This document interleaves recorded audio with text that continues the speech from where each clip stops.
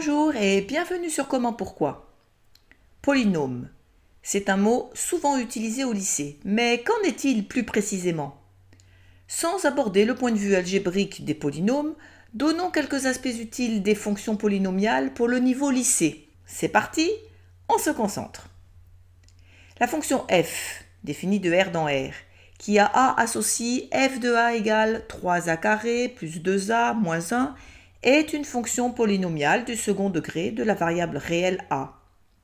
La fonction g, définie de R dans R, qui à x associe g de x égale 2x moins x cube sur 7 moins pi, est une fonction polynomiale de degré 3 de la variable réelle x. La fonction h, définie de R dans R, qui à t associe h de t égale 2 puissance 7, t puissance 5, est une fonction polynomiale de degré 5 de la variable réelle t. Travaillons sur cette expression 2x moins x cube sur 7 moins pi pour approcher la définition niveau lycée d'un polynôme. Cette expression est la somme de trois termes, même si on a l'impression de voir une soustraction, car une soustraction, c'est l'addition du nombre opposé. Chacun des termes s'appelle un monôme. Pour cette leçon, un monôme est une expression constituée d'une inconnue, réelle, élevée à une puissance entière naturelle, multipliée par un réel. 2x, c'est x élevé à la puissance 1 et multiplié par 2. C'est un monôme de degré 1. Moins x cube sur 7, c'est x élevé à la puissance 3 et multiplié par moins 1 septième, car divisé par un nombre, c'est multiplié par son inverse. C'est un monôme de degré 3. Et moins pi, c'est x élevé à la puissance 0, car n'importe quel réel à la puissance 0 vaut 1, et multiplié par moins pi. C'est un monôme de degré 0. De façon générale, un monôme de degré n ou d'ordre n est une expression de la forme a fois x puissance n, x représentant une inconnue réelle, n un nombre entier naturel connu, et a un réel connu, appelé le coefficient du monôme. La somme de plusieurs monômes s'appelle un polynôme. Il est d'usage d'ordonner les monômes par ordre croissant ou décroissant des puissances de x, suivant l'utilisation qu'on veut en faire. 2x moins x cube sur 7 moins pi peut être ordonné sous la forme moins x cube sur 7 plus 2x moins pi. De façon condensée et générale, un polynôme de degré n s'écrit somme de k égale 0 à n de a indice k x puissance k, ce qui, en développant le signe somme, s'écrit a indice 0 x puissance 0 plus a indice 1 fois x puissance 1 plus etc. plus a indice n-1 fois x puissance n-1 plus a indice n fois x puissance n. Si le polynôme est de degré n, alors le coefficient du monôme de degré n doit être non nul, c'est-à-dire a indice n est différent de 0. On peut ordonner les monômes par ordre décroissant. De plus, sachant que x puissance 1 vaut x et que x puissance 0 vaut 1, la fonction polynomiale f associée à ce polynôme s'écrit f est une fonction de R dans R qui à x associe f de x égale a indice n x puissance n plus a indice n-1 fois x puissance n-1 plus etc. plus a indice 1 fois x plus a0. Et elle est de degré n si a indice n est différent de 0. 2x moins x puissance moins 3 sur 7 moins pi n'est pas un polynôme, car moins 3 n'est pas un entier naturel. Et x puissance moins 3 vaut 1 sur x puissance 3. Cette expression n'est pas un polynôme. De même, 2x plus racine de 2x carré plus 5 n'est pas un polynôme à cause de la fonction racine carrée. 2x sur x cube plus 1 n'est pas un polynôme, parce que la variable x se retrouve au dénominateur d'une fraction. Les polynômes étant des sommes de monômes, il faut connaître les représentations graphiques des fonctions associées au premier monôme de référence. Le monôme de référence de degré 0 est représenté par une droite parallèle à l'axe des abscisses d'équation y égale 1.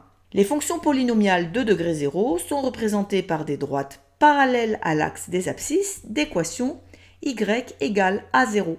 Le monôme de référence de degré 1 est représenté par la première bisectrice du système d'axes dans un repère orthonormé d'équation y égale x.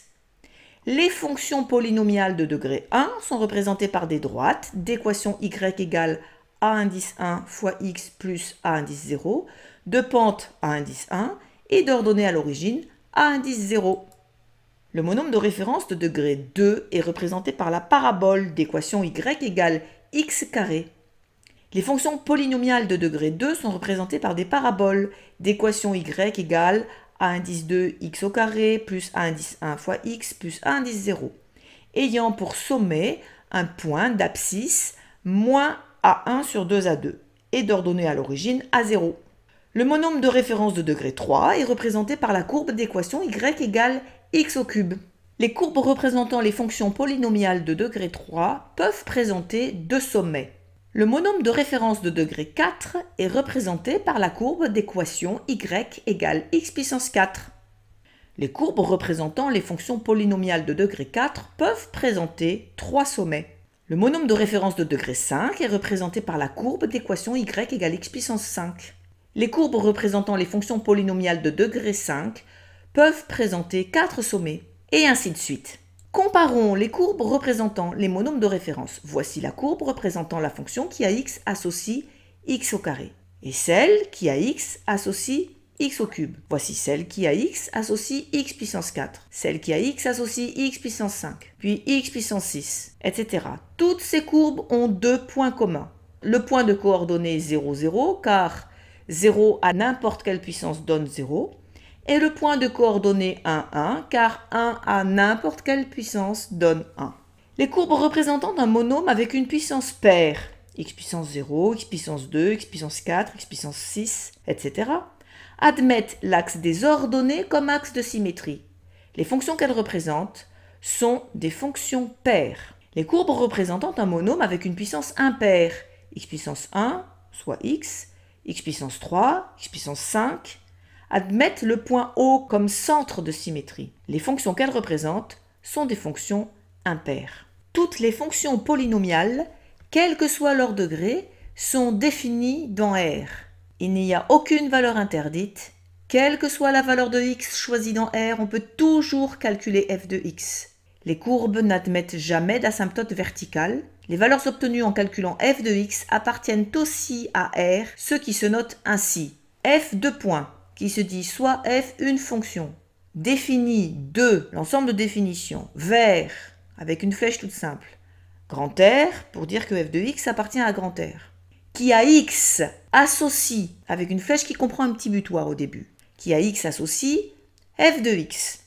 Ça veut dire que x appartient au domaine de définition et que f de x appartient à R. Et comme le domaine de définition c'est grand R, alors l'ensemble se note soit f une fonction de R dans R qui a x associe f de x. Par exemple, la fonction représentée par cette courbe n'est pas définie pour x appartenant à l'intervalle ouvert -1, point virgule 1. Son domaine de définition est donc R privé de cet intervalle ouvert -1, 1. Cette fonction n'est pas polynomiale. La fonction représentée par cette courbe, par exemple, n'est pas définie pour x égale -1, ni pour x égale 1. Son domaine de définition n'est pas R, mais R privé des valeurs -1 et 1. Et la courbe admet deux asymptotes verticales, d'équations respectives, x égale -1 et x égale 1. Cette fonction n'est pas une fonction polynomiale. Toutes les fonctions polynomiales, quel que soit leur degré, sont continues sur R. Les courbes représentant les fonctions polynomiales ne présentent jamais de discontinuité. La fonction représentée par cette courbe, par exemple, est discontinue en au moins 4 valeurs de x. Ce n'est pas une fonction polynomiale. Toutes les fonctions polynomiales, quel que soit leur degré, sont dérivables sur R. Les courbes représentant les fonctions polynomiales ne présentent jamais de points anguleux. Celles-ci présentent 3 points anguleux. Pour les 3 valeurs de x correspondant aux abscisses de ces points anguleux, la fonction n'est pas dérivable. Les courbes représentant les fonctions polynomiales ne présentent pas de tangente verticale. Cette courbe qui admet une tangente verticale au point d'abscisse -1 et une au point d'abscisse 1 ne représente pas une fonction polynomiale. Une propriété très utile au niveau lycée concerne le polynôme nul. Un polynôme est nul s'il est égal à 0 quel que soit x réel. On cherche à donner des valeurs aux coefficients a indice n, a indice n-1, etc., a indice 1, a indice 0, pour que cette égalité soit toujours vérifiée. Voyons ce que cela signifie pour une fonction polynomiale de degré 1. Quelles sont les valeurs possibles pour A1 et A0 pour que l'égalité f de x égale 0 soit toujours vérifiée quel que soit x? On travaille donc sur l'égalité a indice 1 fois x plus a indice 0 égale 0. Attention, on ne cherche pas à résoudre l'équation a1x plus a0 égale 0. Ce n'est pas la valeur de x qui nous intéresse, mais ce sont les valeurs de a indice 1 et a indice 0. Pour que cette égalité puisse être vérifiée, pour n'importe quelle valeur de x, elle doit l'être en particulier pour x égale 0.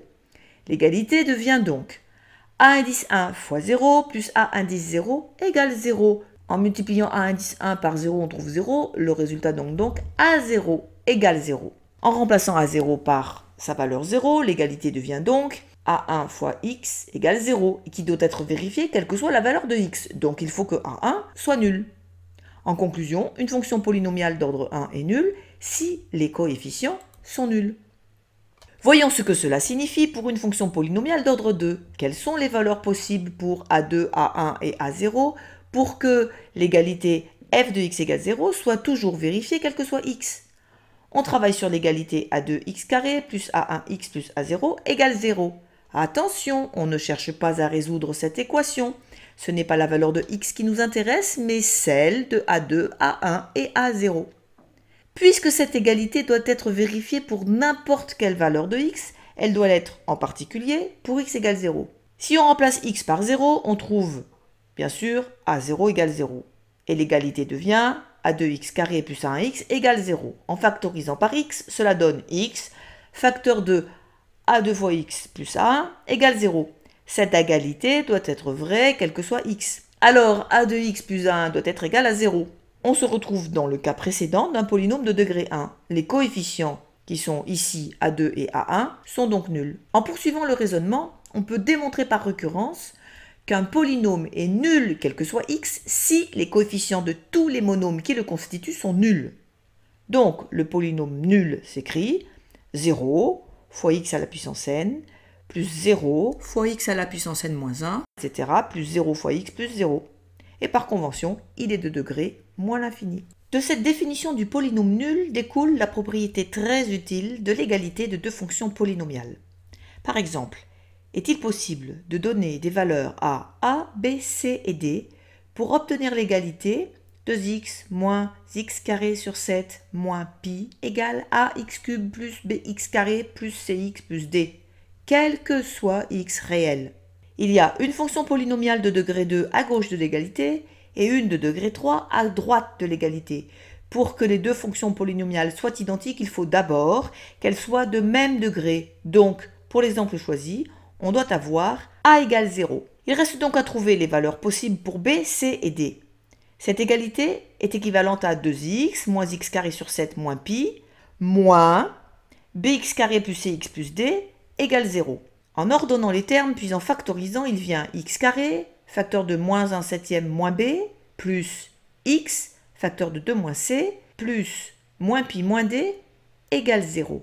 Cette égalité devant être vérifiée quel que soit x, on utilise le résultat obtenu dans le cas d'un polynôme nul, à savoir que tous les coefficients doivent être nuls.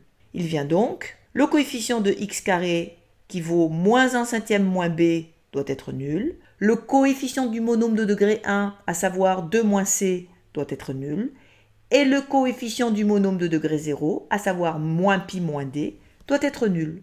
Ce qui donne b égale moins 1 septième, c égale 2, d égale moins pi.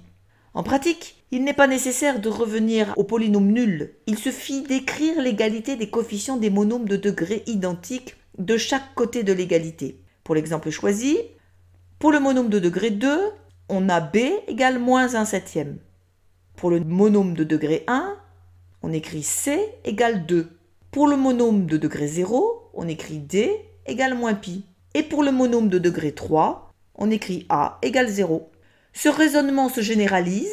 Deux fonctions polynomiales sont identiques si elles sont de même degré et si les coefficients des monômes de même degré sont identiques. Voici un premier exemple tiré du cours sur les paraboles. Quelle relation existe-t-il entre a, b, c et k alpha bêta pour que cette égalité soit vérifiée, quel que soit x réel. On veut ax carré plus bx plus c égale k facteur de x moins alpha au carré plus bêta.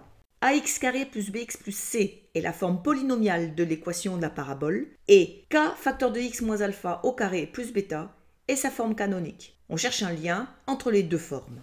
On développe la deuxième partie de l'égalité, ce qui donne k facteur de x carré moins 2 alpha x plus alpha carré plus bêta, et on distribue k, ce qui donne kx carré moins 2k alpha x plus k alpha carré plus bêta. Il faut écrire l'égalité des coefficients des monômes de même degré de part et d'autre de l'égalité. Pour le monôme de degré 2, on peut écrire a égale k. Pour le monôme de degré 1, on écrit b égale moins 2k alpha. Pour le monôme de degré 0, on écrit c égale k alpha carré plus bêta, ce qui donne k égale a, alpha égale moins b sur 2a, et bêta égale c moins a facteur 2 alpha carré, c'est-à-dire moins b sur 2a, le tout au carré. Et les valeurs cherchées sont donc k égale a, alpha égale moins b sur 2a, et bêta égale 4ac moins b carré sur 4a. Et voici un deuxième exemple plutôt utile pour faire des calculs de limites ou d'équations d'asymptote sur certaines fonctions qui ne sont pas polynomiales. Calculer les valeurs à donner à a, b et c pour que cette égalité soit vérifiée quel que soit x différent de 2. On peut faire la division polynomiale bien sûr ou alors mettre le second membre de l'égalité au même dénominateur. Ce qui donne 2x carré moins 3x plus 1 sur x moins 2 égale ax carré plus bx moins 2ax moins 2b plus c sur x moins 2. Et comme les deux fractions ont le même dénominateur, non nul car on se place dans le cas où x est différent de 2, alors les numérateurs doivent être égaux. 2x carré moins 3x plus 1 est égal à ax carré plus b moins 2a facteur de x moins 2b plus c. On peut alors de nouveau écrire l'égalité des coefficients des monômes de même degré de part et d'autre de l'égalité. Et on a a égale 2, b moins 2a égale moins 3, moins 2b plus c égale 1, ce qui donne a égale 2, b égale 1, c égale 3. On a donc l'égalité suivante, 2x carré moins 3x plus 1 sur x moins 2 égale 2x plus 1 plus 3 sur x moins 2 pour tout x réel différent de 2. Bien que la notion de polynôme soit bien plus générale, vous voilà maintenant prêt à comprendre un certain nombre de détails du programme du lycée.